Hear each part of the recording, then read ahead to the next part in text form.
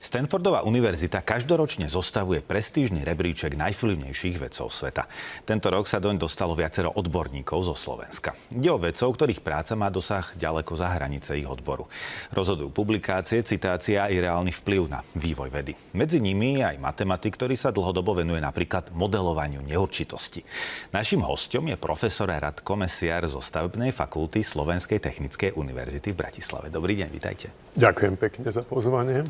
Vy a vlastne ďalších 10 vašich kolegov zo Slovenskej technickej univerzity sa dostalo do tohto prestížneho rebríčka Stanfordovej univerzity. Aký je to pocit byť medzi najvplyvnejšími vedcami sveta?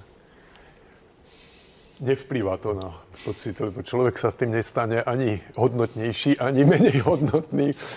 Isté, že každé ocenenie poteší, ale beriem to len ako jeden z rebríčkov a netreba to preháňať. To sú len nejaké číselka. No nejaké číselka sú pre vás ale dôležité, keďže sa venujete matematike. Prečo je podľa vás matematika stále dôležitá pre súčasnú dobu, pre budúcnosť, aj pre mladé nové generácie? Mnoho ľudí si myslí, že matematika pracuje len s číslami.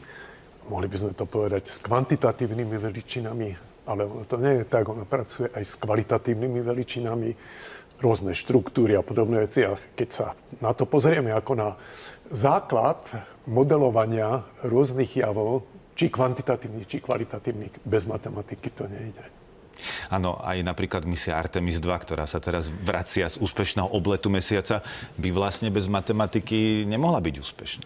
100% ako. To je jasné, že už vidíme, ako inžinierské veci sú založené na matematike a bez nej by to nešlo.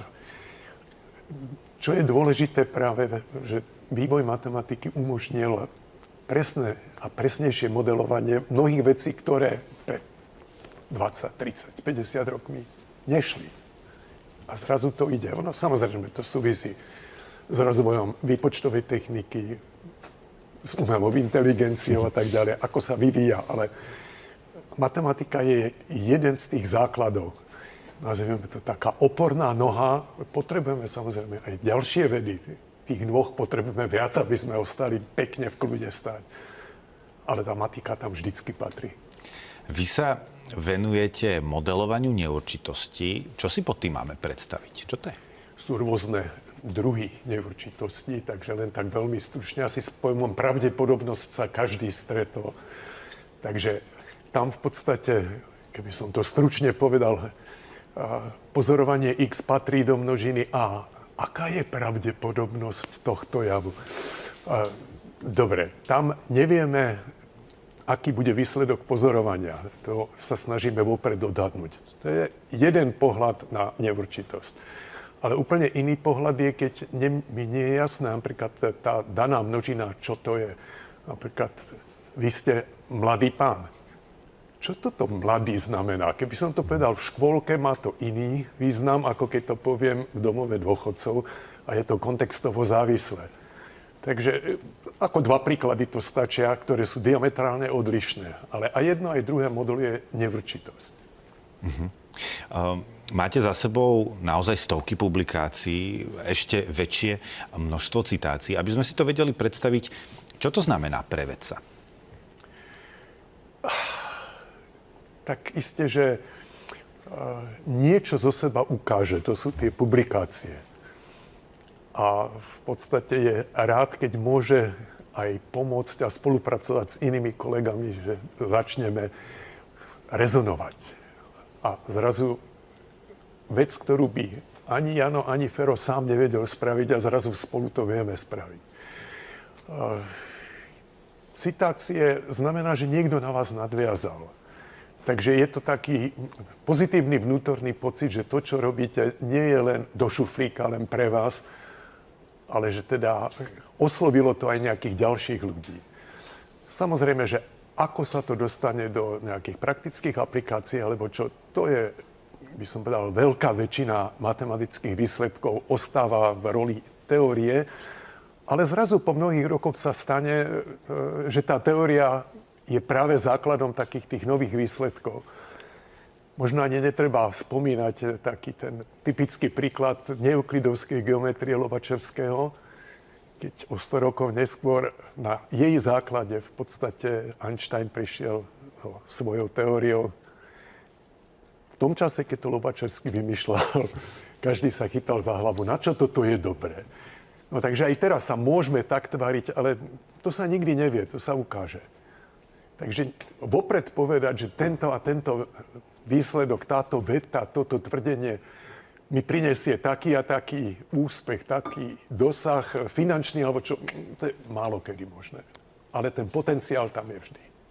Ja som spomínal, že vy a viacero vašich kolegov zo Slovenskej technickej univerzity ste sa umiestnili v tomto prestížnom rebríčku jednej z najprestížnejších univerzít sveta, Stanfordovej univerzity v Kalifornii.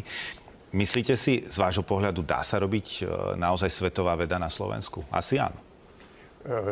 Určite a hlavne by som povedal, je to jednoduchšie teraz, ako to bolo predtým, lebo internetové spojenie, rôzne online spojenia a tak ďalej. V podstate teraz ani nerozlišujeme, že či sedím tu v Bratislave, alebo sedím v New Yorku. Takže ja myslím, že tá veda na Slovensku teraz má otvorený priestor na to, že sa môže robiť, pokiaľ ide o základné teoretické veci, kde stačí ten kontakt.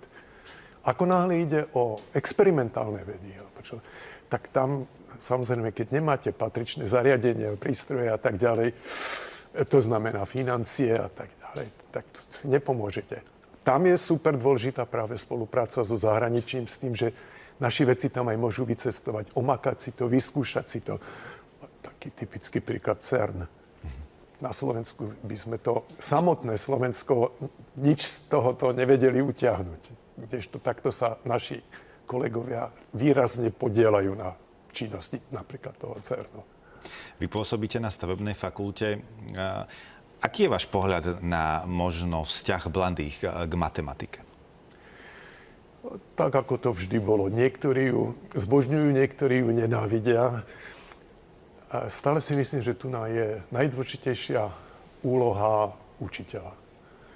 Že osobnosť učiteľa, s ktorými sa zoznamujú deti od prvého ročníka, ako už tamto začína, aký vzťah k matematike získajú. Takže je to veľmi individuálne a ak by niekto povedal, že matika je na nič a všetci ju nenávidia, alebo čo to nemá pravdu, takisto ako keby niekto tvrdí, že ale však matika je taká ľahká, každý ju zvládne a zbožňuje. Ani to by nebola pravda. Tá heterogenita v ponímaní matematiky tu bola a vždy bude. Čo by ste napríklad odkázali mladým študentom, ktorí si hovoria možno, že nerozumiem sa matematike, alebo matematika nie je pre mňa?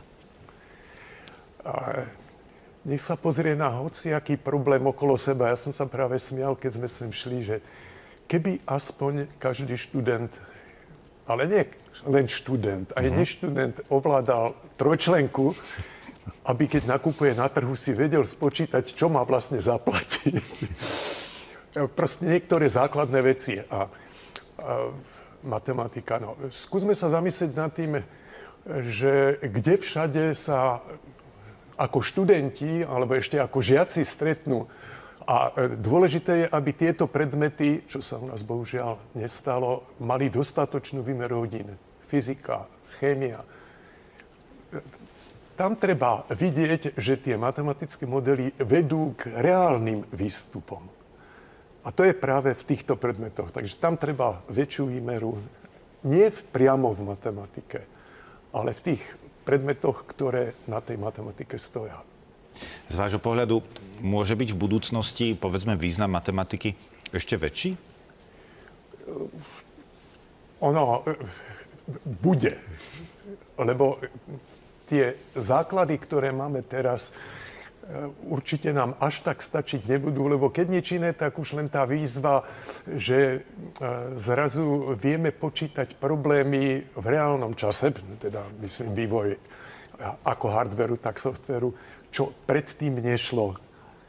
Ale tým pádom sa otvárajú vždycky nové problémy a to znamená, že tí matematici budú stále pýtaní a nevedeli by ste toto vyriešiť. keď hovoríte o tom, že mám veľa publikácií, lebo čo väčšina z nich vznikla práve z toho, že sa ma kolegovia spýtali, potreboval by som funkciu s takými a takými vlastnosťami, nevieš mi pomôcť s týmto?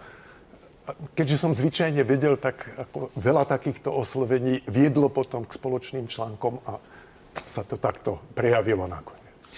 Máte nejaký aktuálny problém, ktorý sa snažíte riešiť v oblasti matematiky? Ale áno, ale to povedať, že jeden, ono ich je súbežne takých 6-7, je ich dosť. Je niečo, možno, čo by ste ešte chceli vo vašom profesionálnom živote dosiahnuť? Vidieť v podstate, ako naše deti sa tešia na budúcnosť. Takto by som to jednoducho povedal. Nie je to, že by som to ja vedel dosiahnuť priamo, ale aspoň nepriamo by som bol rád, keby som to mohol pozitívne ovplyvniť. Čiže tu nejde o matematické výsledky, ale celkový, by som povedal, pohľad do budúcnosti. Proste tešme sa na budúcnosť. Hovorí profesor Radko Mesiar zo Stavebnej fakulty Slovenskej technickej univerzity v Bratislave. Ďakujem za rozhovor, želám všetko dobré. Ďakujem pekne.